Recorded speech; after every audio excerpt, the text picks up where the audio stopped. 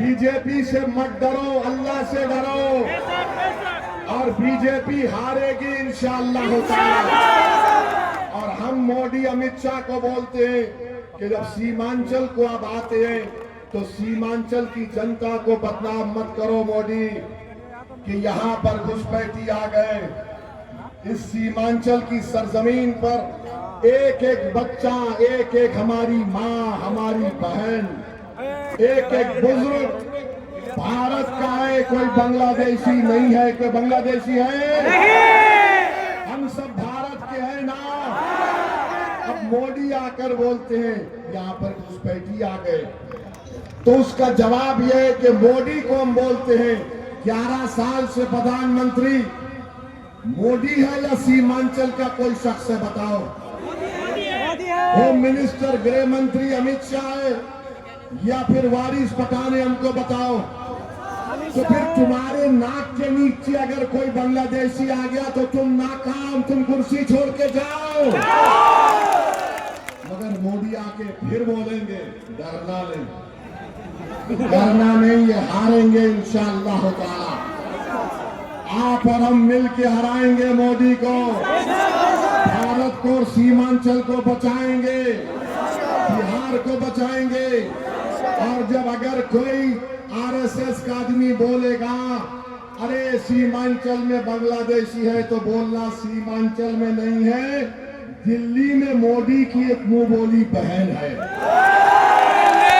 जिसको बांग्लादेश की जनता ने भगाया, तो वो मोदी के पास आ गई। मोदी ने कहा मेरी बहना मेरे छत्र छाया में रहना।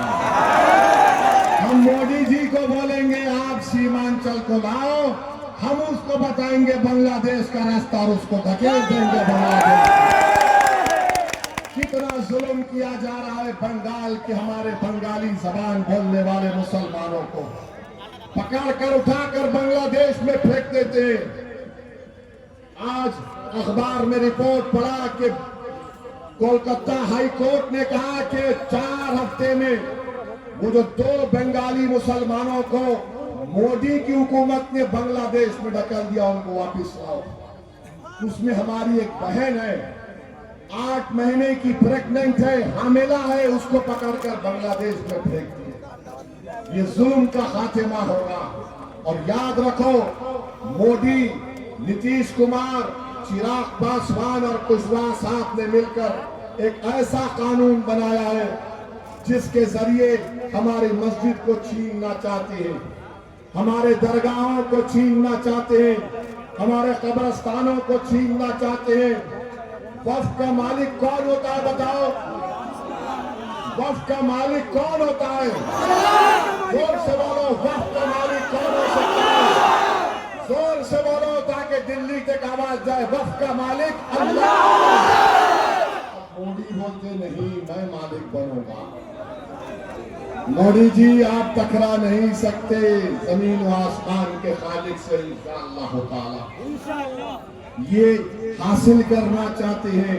जब वोट डालने जाओगे तो याद रखना ये भी कि जब मोदी की पार्टी ने, नीतीश कुमार ने, चिराग पासवान ने यह कानून लाया तो भारत की पार्लियामेंट में आपका भाई, आपका बेटा, आपका खादिम असदुद्दीन ओवैसी ने उस बिल की धज्जियां उड़ा दी, कानून और संविधान का हवाला दिया। हमने कहा ये राइट टू इक्वालिटी के खिलाफ है, आर्टिकल 25, 26, 29 के खिलाफ है, ये अनपैरिटी उसके खिलाफ है कि हिंदू धर्म के बोर्ड में सिर्फ हिंदू मेंबर बनेगा और मेरे मुस्लिम वक्फ बोर्ड में 3 गैर मुस्लिम कैसा बनेंगे? बताओ। बोध गया है बिहार में, उसका मेंबर सिर्फ हिंदू और बौद्ध मजहब का आदमी बन सकता है।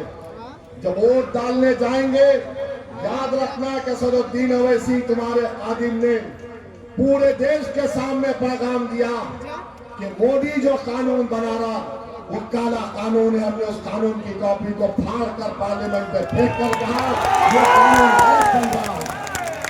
तो मेरे अजीज दोस्तों और बुजुर्गों, क्या आप इत्तेहाद को मजबूत करेंगे? इत्तेहाद को मजबूत करेंगे। याद रखो, इत्तेहाद जिंदगी है, इत्तेहाद जिंदगी और इंतजार मौत है।